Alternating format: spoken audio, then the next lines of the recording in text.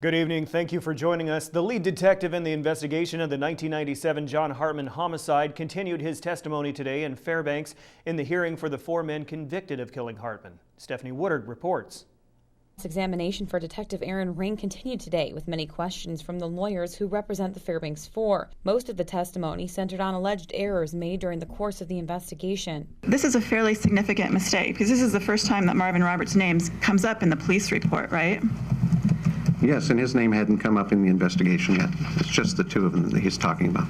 A subject of contention has been the lack of physical evidence to tie not only George Freese, Eugene Vent, Marvin Roberts, and Kevin Pease to the scene, but any of the alleged assailants in the new confession made by Bill Holmes. They thought it was a match, yeah? Yeah, but there's no forensics. No.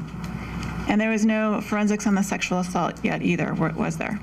There would have been a sexual assault exam, and I think there was findings on that. But there was no forensics. You said forensics on the sexual assault. Well, there had been an exam and findings of sexual assault.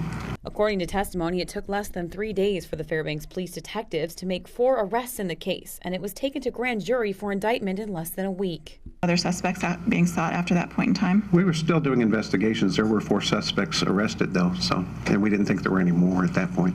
But it has been the lack of alibi witnesses and the interrogation styles used by Aaron Ring that has come under scrutiny by the state's own investigators, as well as a former FBI agent called to the stand. Not only that, I knew they were making up the times. I found out later that they were making up the times. It's been alleged that Ring interrogated witnesses because he didn't believe those who came forward to provide alibis for the 4 men. Right after the police left, you and Shauna got her aside and asked, why did you tell the police all this stuff? Why'd you give them these phone numbers? Why'd you do this? Why'd you do that? I didn't ask for that. Okay, let me finish, okay? Because this is a problem. Let me finish. Why are you raising your voice at me? Because this is murder. Don't interrupt me when I'm talking, okay? Ring says other witnesses told police that those teens who did come forward were making up false times and alibis in order to help the men who had been arrested. Suspicious of it at the time. I found out later that they did make up the times. I was told they were making up the times by other witnesses. There's other witnesses that put those 2 defendants in different places during that same time. And she said that Kevin Pease had not asked her to lie for him, right? Yes.